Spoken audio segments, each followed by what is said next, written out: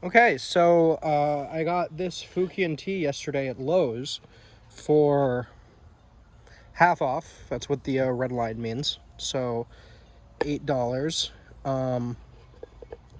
You can see that this tree probably got dropped at some point, but is doing pretty good. This soil is very wet. And yeah, hopefully we'll make something nice out of it. So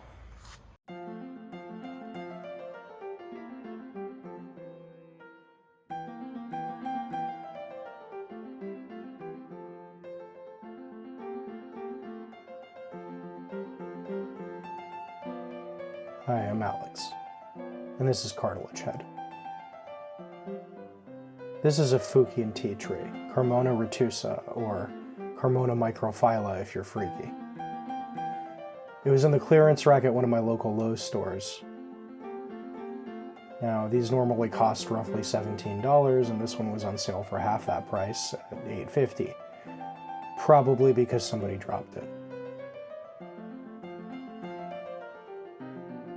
Anyway, it's pretty obvious that this should be a cascade, or more specifically a semi-cascade. But first things first, we gotta clean up all this messy ramification. See, the main trunk of the tree is nice and thick. It gives this tree a very strong directional flow, which is important.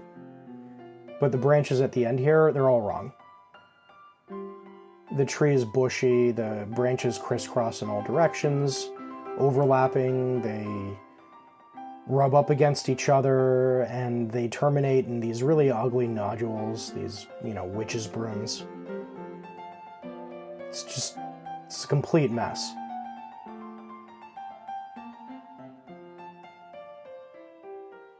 Just makes the tree look all stumpy and shrubby.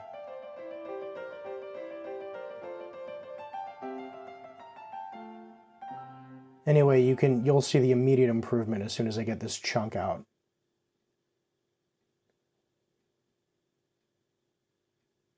You'll see what I mean any second now.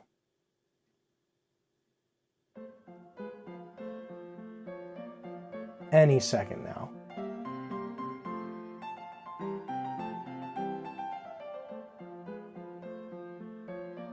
Any second now.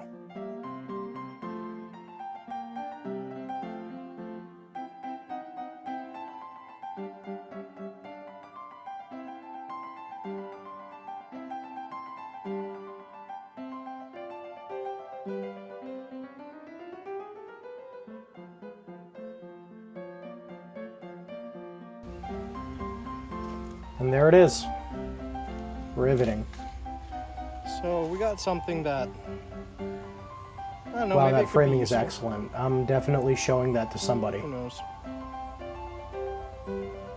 Maybe make a nice little raft style or something. This should be. Anyway, that piece doesn't matter. At the time, I thought I might turn it into another bonsai, but I didn't. I just ended up tossing it. So it really doesn't matter that my framing is garbage. That I'm focusing on a Connecticut beer shirt on top of a Connecticut beer gut. That my mise en scène looks like a dog's mise en place. None of this matters.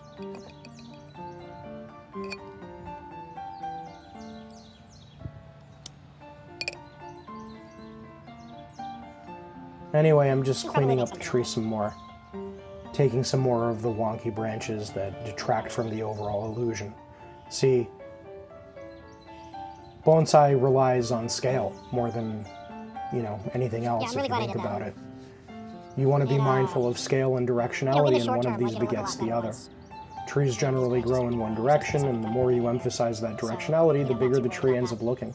Branches that go too far in the direction opposite that, or that pop out at weird angles, just confuse the eye, and they make the tree look really stumpy and shrubby.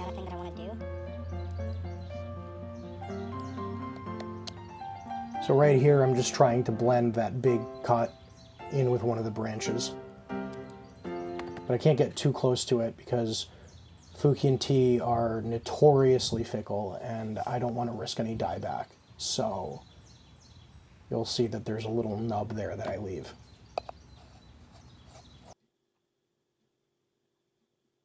Anyway, then it rained a lot. So I had to stop for a few hours. See, at the end of June this year we got a whole series of rainstorms. Yeah, it got pretty wet here, but I managed to save the stand. But anyway, let's get this guy potted up quick. I still can't find any screen. You can see some of the pots that I've been trying out there. Shoot.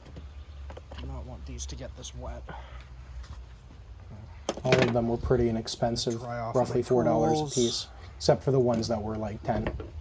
Don't want them to rust. All right.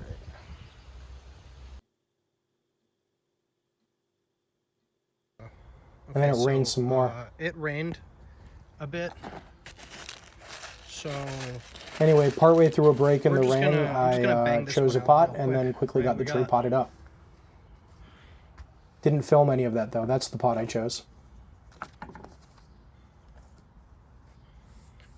It was like $3.99, I think. We got the tree. Then it rained some more. And here we are all done. Now, I'm tremendously happy with how this came out. Here you can see that I'm balancing it on my fist, and that's because I consumed the equivalent of like 4 jazz cigarettes while I was waiting for the rain to stop. And then I had the equivalent of another one while doing the repot.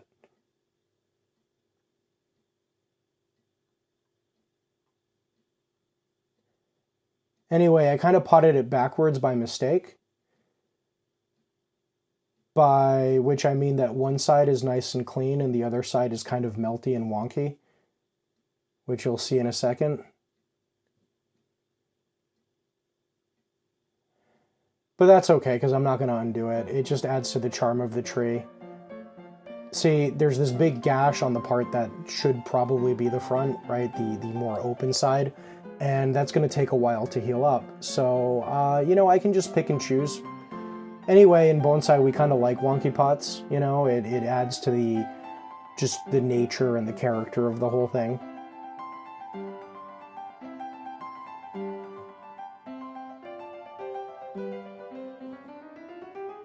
Anyway, you can see here that this pot doesn't have any wire holes, it just has the single drain hole on the bottom. So what I did was I wired the tree to that screen retention wire.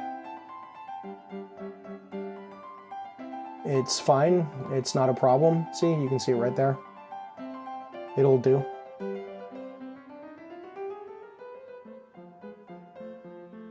You can see that directionality that I'm talking about. Right, they make the tree look nice and substantial.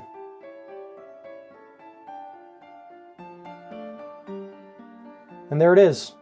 Not bad for a total of less than $15.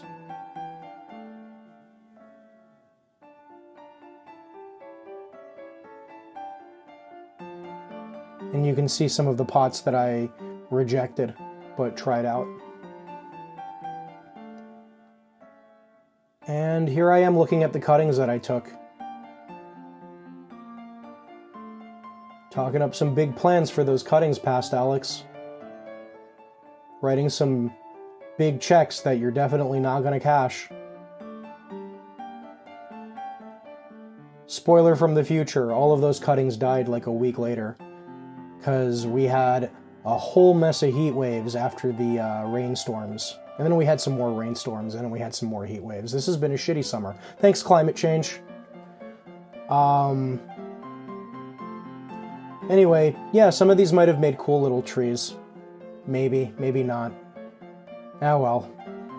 As you'll see later, I had a lot of stuff to deal with. A lot of issues with my indoor and outdoor bonsai.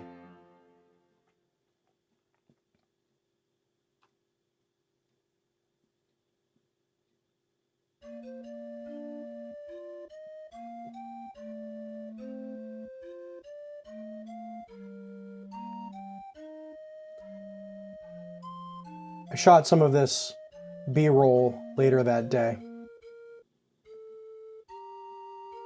in a guest bedroom.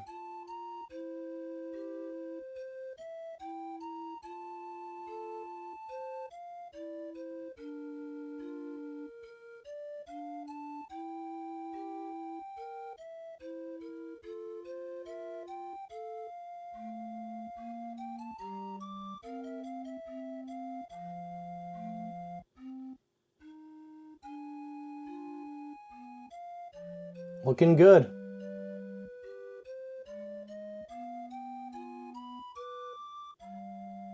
Looking real good.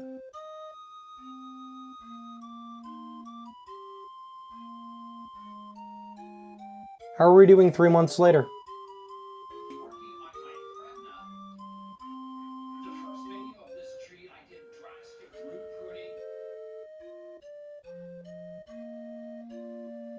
So yeah, the tree looks great. I worked on a few of these that day, a few carmonas, and spoiler for future videos, but this is by far the one that has gone the smoothest. Seriously, like, fukien tea is tremendously, immensely sensitive. Get it a little bit over dry, water it a little bit out of schedule, move it to the wrong room, and it'll drop all of its leaves, potentially. And it may or may not recover from that. You can have it doing fine for like 8 weeks and then it'll just take a turn, or have it just fail to thrive from the very beginning. And that's even before I bring up like the mealybug nightmare that I've had. Like and subscribe to find out about that. But no, this one's been treating me great, knock on wood. It's looking fine like wine, never given me any problems at all.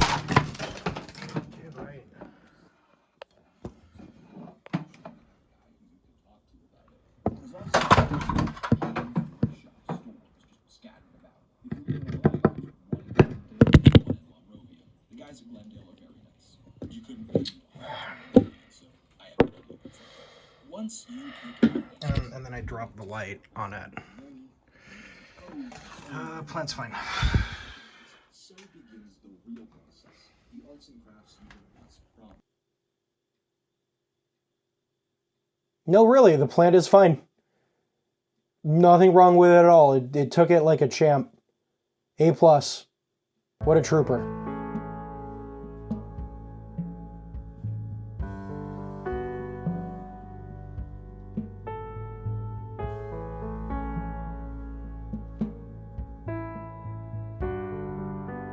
Anyway, it's kind of amazing how much of pruning and the selection of a right pot can really elevate an inexpensive tree.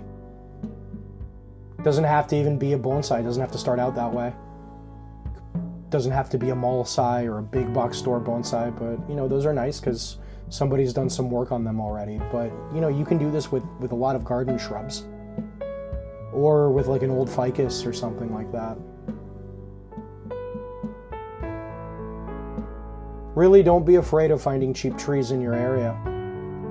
You can give them the glow up that they deserve, and who knows, some of them might become star members in your collection. Or they might kickstart a new one.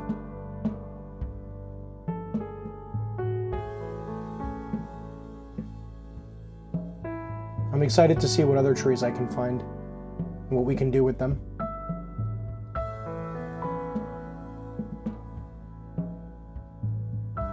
You can really see what I meant by the directionality and the use of negative space.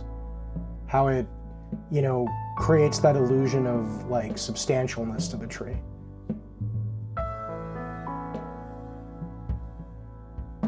You can see my attempts to carefully blend that big gash in, but not do too much. At this point I might try to shave it down a little bit though, but we'll see. It's not really bothering me at the moment. Anyway, thank you for watching. I'll catch you next time when I take on another victim. I mean specimen. Anyway, take care.